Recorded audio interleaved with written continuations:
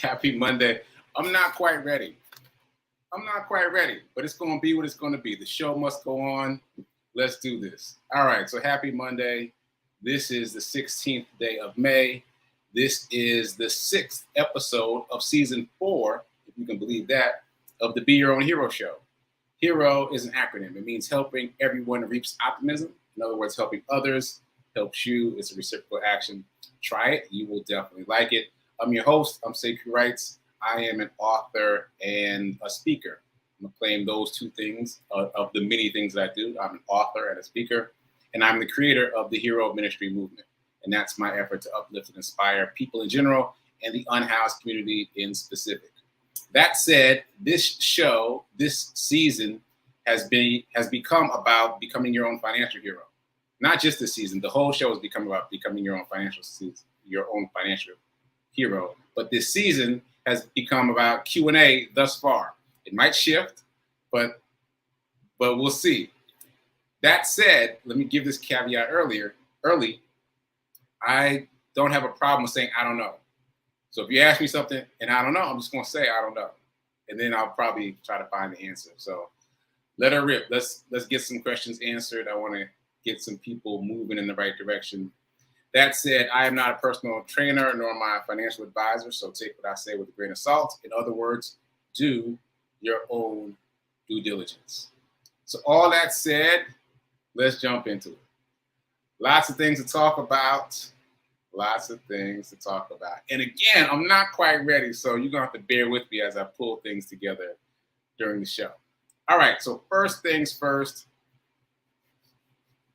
I'm definitely going to need a drum roll for this. So this is the charity run. Today,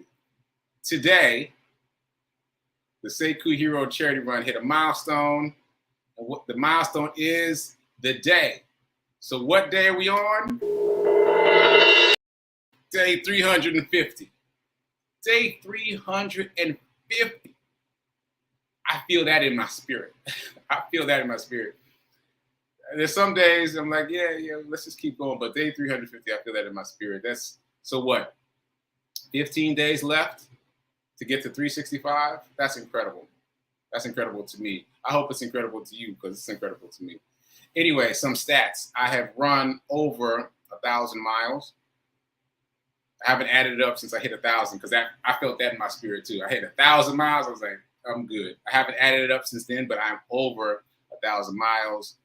Over $7,000 raised for more than 10 different charities. So that said, that's a good segue.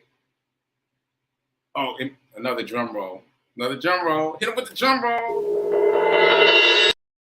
Ta-da! We just gave the money to Brown Boys Read. So what's today? Today's Monday. Yesterday, Sunday, I made the donation to Brown Boys Read. Thank you so much, everyone who helped me with that donation, with that contribution.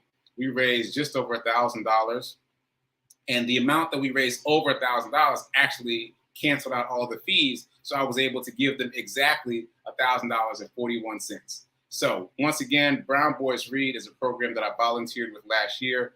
What they do is they inspire literacy in young Black men, but they also teach them how to run a 5K. So every week of the program, they do a little more reading and a little more running, a little more reading and a little more running. And by the end of the program, they run a 5K, which is incredible. So I'm very grateful to be able to support that program that was created by Demetrius Short with your help. And the donation has been made. We are complete with that. And so it's on to the next assignment. Which I have, but I'm not going to announce until day 365. Yeah, so it's going to be a big one. I'm excited about it. All right, so moving on, I'm very excited about the fact that today is milestone day 350, and that we've been able to do so much for so many. As you may remember, quick sidebar, I used to talk about the charity run in phases, and that was really confusing to a lot of people, most of all myself. And so I overheard someone talking about my charity run recently, and they were trying to talk about it in phases, and I was like, that's really confusing. And that's when I realized I could just say 10 charities supported. Like if you break out the phases to the number of nonprofits plus Mr. Charles, who's not a nonprofit, if you add up the number's 10. That's very easy to understand, especially for me. All right. So 1,000 over 1,000 miles, over $7,000, over 10 folks served. I say over 10 because I've already started on the new project that I haven't told you about, but it's coming. Stay tuned. All right, back on track. I wanted to play today's video, my celebratory day 350 video. So I have to give a couple of disclaimers. So you may remember that my friend Anna from the Fleet Feet Marathon Training Program did a video about me. And since then, she's been giving me tips for how to do different kinds of videos. So this one is me, obviously, but you'll also hear a soundtrack underneath me. I'm not sure who created the soundtrack, but this person created the soundtrack to be used by other people who use social media. That's apparently something that happens. So this is my celebratory post for day 350. You guys let me know what you think. Here we go. People ask me how I stay motivated. I don't. I stay consistent. When I hit the bottom or when things get tough, I keep going. Because wherever I am, wherever I end up, it's better than where I used to be. People ask me how I stay motivated. That's it. It's just 21 seconds, but I like it a lot. There are a number of these motivational, what do I call them? Tracks, I guess. Yeah, I guess these musical tracks that you can use for your videos. And I like that one a lot because, yeah, if you keep at it every day, you will never end up where you began. You will move way far away from where you began if you stay consistent.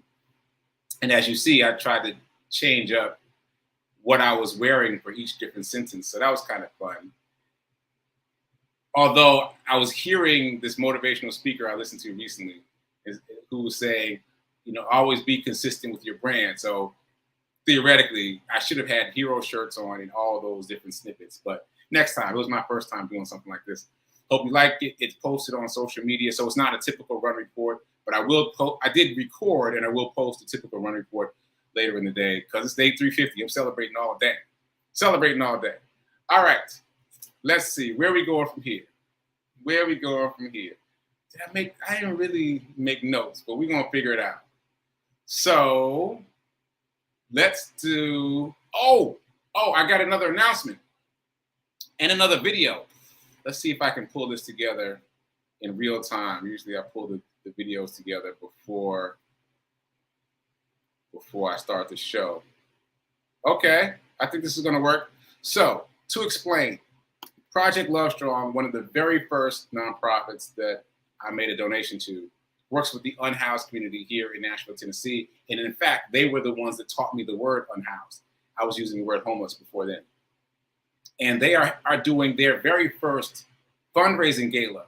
Now, if you've been watching the show, or if you've been following me on social media, that Project Love Strong has a lot of initiatives. They've got an initiative during the summer for the unhoused. They've got one for the winter, the Hoodies for the Homeless program that I've been involved in 2 or 3 times now. And now they're doing their first fundraising gala for their nonprofit. So I'm excited about that. I'm excited to be helping them with that. So what I did was I bought 2 tickets and then I gave one away because they have been very supportive of me in all the various ways, and especially in terms of the fundraiser for Mr. Charles. Project Love Strong, a nonprofit, was the biggest donor to the Mr. Charles Fund, a nonprofit. So that's pretty cool. So anyway, I wanted to pay it forward by paying it back. So all that said, this also happened yesterday. Let me share this with you and you can just hear it in my own words. Here we go. Heather Hall. Shout out to Heather Hall. Oh, sorry, got to rewind it from the beginning. Here we go. And the winner is Heather Hall. Shout out to Heather Hall. For those of you that missed the memo, I just gave away a ticket to the Change for Change fundraiser for Project Love Strong, which is a nonprofit that works with the unhoused community here in Nashville. So If you missed it, you missed it because Heather Hall got it. She's the winner of the ticket. Congratulations, Heather. I will see you there. I'll be in the building. I got to get my swag together because Jay White is stunting. You see the hat with the pearls on it? I got to get my outfit together. I hope you got your outfit together, Heather, and I will see you soon. For those of you that don't know, tickets are still available. You can still get your ticket to help Project Love Strong raise money to do more for the unhoused than they already do, and they do plenty. So help us, help them. I'll see you, on Saturday, on May 21st. Later. And the winner is... Okay, so that's going down. As you heard, the gala is coming up on Saturday, and I gave my ticket away to someone I don't know. Project Love Strong did a little contest to figure out who's going to win it, and the winner is Heather Hall, who I guess I'll meet at the event. So that's pretty cool to be able to help Project Love Strong because they've done so much to help me. And you heard me mention Jay White's hat. You got to see this hat. I don't have a picture ready, and I don't want to try to pull it up, but it's insane. She's got, like one church lady hats, but it's at a slant. Like it's only on this side, and the top of the flat hat is decorated with pearls. I mean, she's showing out. So this is what she's planning to wear to the gala. So she's setting the bar high. So yeah, got to get my swag together. But anyway, that's going on too. So that happened yesterday also. And moving on to the dice roll challenge. So confession, I did not do the dice roll challenge last week. I rolled the dice. I said the numbers. I wrote the numbers down. I didn't move the money. So I'm just holding myself accountable. I added up the numbers just now. The number for last week is $16 total, all 5 days. So not including Saturday and Sunday, which I didn't do. So $16 for last week. If you, like me, did not do it last week, grab your $16 and take it out of circulation so that you can invest. And that said, let's start a new week right now. New dice roll. Here we go. Easy day. Number two dice roll. And let me write that down just in case. Also, I've been talking to some people who have had trouble moving their money around. And I just got to tell you that yeah, that's the thing. That's the thing. I've experienced that too. Now, some of you may not have any idea what I'm talking about, but the more you learn in this space of abundance and finance and wealth, the more you need to move your money because you're like, oh, wait, the place where I have it doesn't serve me that well. I'm going to move it over to this other place. And the more you do that, the more you will find these institutions constricting your movements. It's a real thing. It's happened to me. It's happened to some of you. And if it hasn't happened to you yet, y'all need to start moving some money. Like you need to do more. You need to hit against that resistance. And then you know that you're really doing something. You're on the right track.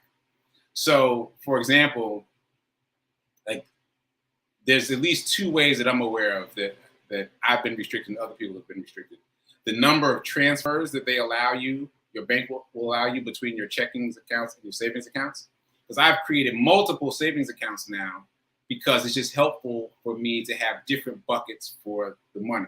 Like once I put it in this savings account, this bucket, quote unquote, I know that that's what that's for. It's earmarked for that. So they restrict the number of movements between those accounts, which is really something. And then they also restrict the number of transfers from your accounts to external places, like brokerage houses. Oof. Like they really have systems in place to keep you from moving your money to other places. So if you haven't experienced that yet, good. But as you learn more about money, as you start to move your money around, you will likely have that experience. So just be prepared for it. Be prepared to push through it. Because once you learn where you need to put your money, you need to go ahead and put your money there and don't let anything stop you. So sometimes that means you might have to move smaller amounts. That's another limitation that I've seen. They're like, oh, you can only move X amount, and then you can only move X number of times. It's a lot of restrictions. Just be careful. All right, so sorry, that was a sidebar, but I think necessary as you learn more about investing. Morning Zen today comes to you from me, which is interesting. So a long time ago, I think it was in season 2 or 3. And by the way, Nan asked this last week. Is there a rhyme or reason for me creating new seasons? No, not particularly. I get up to about 80 something, 90 episodes. I feel like, all right, it's time to start something new before I get to 100. And it gives me an opportunity to shift gears a little bit and try something new. So that's all that is. Anyway, a couple seasons ago, I mentioned alarms and how Jay Shetty talks about the fact that alarms are alarming. Even the word itself, alarm, is alarming. And so he talks about waking yourself up in a gentler way, which prompted me to discover that I can set my cell phone to wake me up with a podcast instead of an alarm sound. So I said to wake me up with my own podcast, the Get Rich 101 podcast. And often it wakes me up, but I just turn it off immediately. But today it's stuck, right? Like even though I turned off the alarm, I was like, let me listen to myself. So I actually listened to my own podcast while I ran today. I listened to chapter 7, which is the gratitude chapter. And it's so amazing to me how we can forget things that have been such a big part of our lives. Like, I created this podcast during the pandemic, like not that long ago. And still, when I hear it back again, even just parts of it, I'm like, ooh, that's good. Like, I never heard it before. So anyway, I can't recommend the podcast enough. And I say that without any conceit because it's not me. Like, I'm reading this book by Wallace D. Wattles. It was written in 1910 called The Science of Getting Rich. And it's really good. It's a really good book. So I recommend that. If you haven't checked out my podcast yet, please do. By the way, one more sidebar.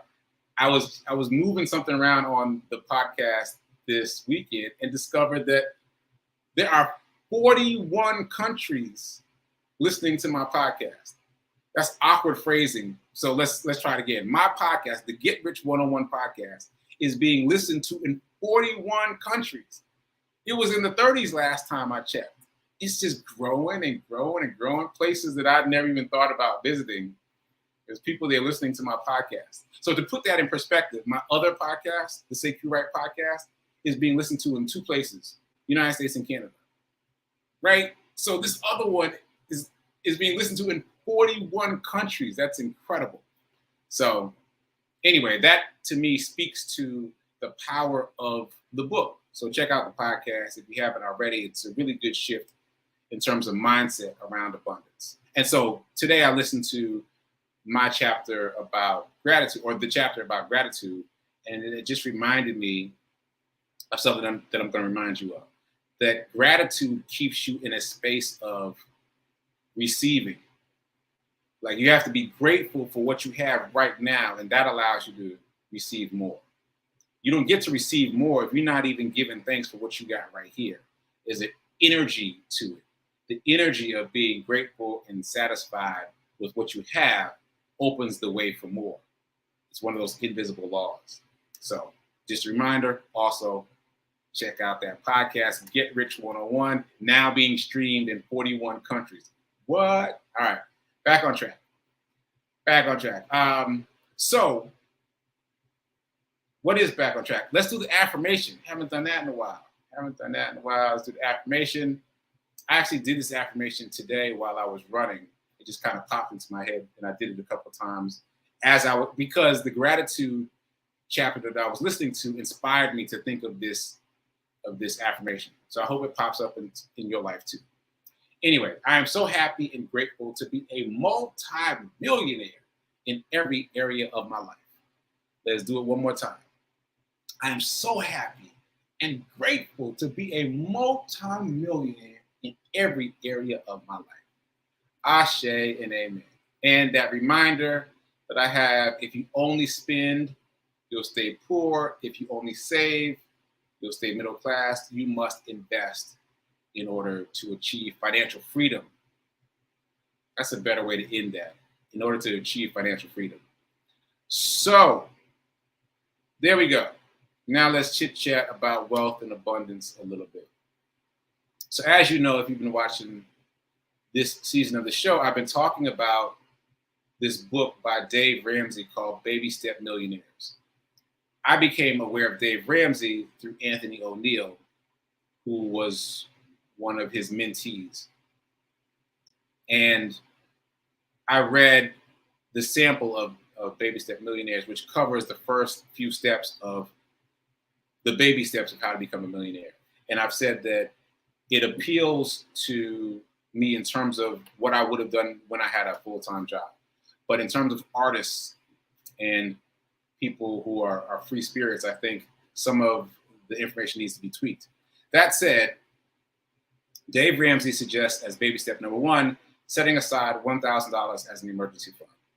And I doubled that in my suggestion to $2,000, just because artists typically need money set aside not only for emergencies, but also for taxes, because most of the ways that artists get paid are ways that don't have taxes taken out. So that's step number 1. Step number 2, Dave Ramsey's baby step number 2 is to aggressively pay off debt and then wait to invest later. And so I'm going to shift that for artists. Don't wait, because I told my story before of how I've done that several times in life where I zeroed out all debt, but it didn't change my financial circumstances. That's because I wasn't investing and I wasn't learning how to invest at the same time. So here's a hack that I just came up with today. The hack is you can pay your debt down aggressively, but also set up a Roth IRA. Why? Because you don't have to know what you're doing with your Roth IRA yet. You can just set it up and drop money in it, drop money in it, drop money in it, drop money in it. So let's say you get an extra piece of money from somewhere. You could drop half of that money into the Roth IRA and the other half you could dedicate to eliminating debt. The point being is when you're finally ready to make a decision about where you want to invest your money, you've already accumulated some. Again, the Roth IRA lets you contribute up to $6,000 or $7,000 per year. And so if you just try to hit that number, just keep donating, keep contributing until you get to that number. At any point during the process, you can decide where to invest it. But it would be great if you could just stack it up to $6,000 as you pay off debt. And then you come over to this money that you have and say, all right, I want to invest this in index funds. So the distinction I'm making is if you spend all your energy and money paying off debt, that's great. You've zeroed out your debt, but now you've got zero information about how to invest, where to invest, and no money to invest, right? So for me, and other artists, I think it makes more sense to do both at the same time, to pay down debt and also stack money in a Roth, a safe place that penalizes you for taking money out. Let that money stack and then use that money to invest later, right? So that you're moving ahead. Like as the debt is going down, the investing is going up. So that's my thought. And what was the next thing you said? Paying off debt, emergency fund. Oh, maybe that's it. Yeah, all right, I guess that's it for now in terms of the baby steps to become a baby step millionaire as promoted by Dave Ramsey. I think if you have a full-time job, it's a great book to get and follow the steps. But especially after the pandemic or during the pandemic, like job security has just shifted entirely. So I think it's not a good idea to wait to invest. Invest immediately. And if you don't know where to invest, you can just stack your money in the Roth. At least it'll be there, and then you can allocate it accordingly. Okay, so that said, my alarm went off, and that reminded me of this video that I saw last night. And it's 60 seconds of what millionaires don't tell you. That's the title of the piece. What millionaires don't tell you. And it's only 60 seconds. And so this woman has distilled down her advice to 60 seconds. And it's been tantalizing me because I'm like, what would I say in only 60 seconds? Like I've got this half-hour platform where I could talk for quite some time, but what would I say if I had to only distill it down to 60 seconds? So I want to start off by talking about what she's talking about, and then I can figure out how to whittle it down to 60 seconds. But frozen right here on the screen, you can see it. Well, you probably can't see that. It says, buy assets, not liabilities. Buy assets, not liabilities. Buy assets, not liabilities.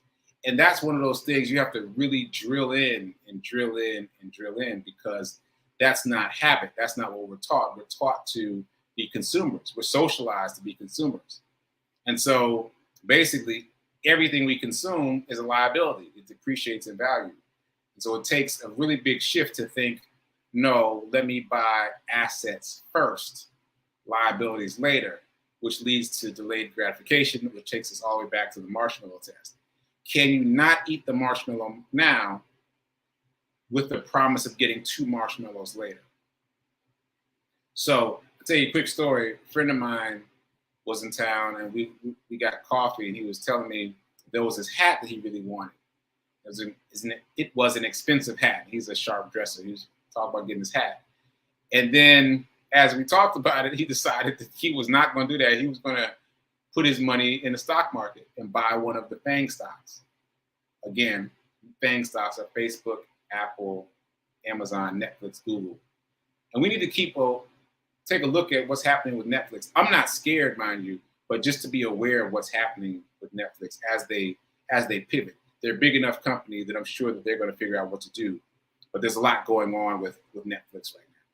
Anyway, he decided to put his money into one of the FANG stocks instead of the hat. And this is the practice. This is the marshmallow test in real time, because what he's banking on is that money that he put in the stock market will grow and appreciate in value. And then later on, he'll be able to buy plenty of hats off of his own money, off of the money that his own money made, as opposed to taking his earned money and spending that, which is what we're taught to do. We take the earned money, we go spend it for stuff. And basically, you have to add a step to become financially independent. You got to take the earned money, spend it on assets, wait for the assets to be able to buy the liabilities, which means you've got to sacrifice in the short term in order to live well in the long term. Back to the marshmallow test. Okay. I think I said something. And I didn't really have notes today. So I think we're just going to end it there. End it early for a change. What? I've got a minute left. Oh, I got lots of comments. So I'm going to roll through the comments quickly, but I'll probably have to look at them later. Oh, thanks, Rev Mel. Yeah. I'm an inspiration. I appreciate that. Yeah, I'm kind of making up my own language around seasoning, I'm just trying to figure out what this is. As you've noticed, if you've been watching the show from the beginning, it has evolved without me. Like, I had no idea that what this was going to end up was going to be a show about financial literacy or catering to artists or any of the things that it has become. So just one more testament for pulling the trigger. You pull the trigger first, and then other things happen. And just like that, I used up my extra time. So stay tuned for prayer time right now at 10:15. Reminder, there's no sip with Rev Melissa today at 10:30. There's no sip with Rev Melissa today at 10:30. Sip is at 8:30 p.m. Eastern time. It is meditation with the moon today. So do not tune in at 10:30 looking for Rev Mel, wondering what happened. All right. Check us out later at 8:30 Eastern time for meditation with the moon. I'm going to read the rest of these comments right after I close the show. Thanks for being here. Thanks for all the comments. And thanks for being here with me on day 350 of my hero charity run. So keep doing, be a hero, be your own financial hero. And remember that now is better than perfect in terms of investing. So get to investing. Later.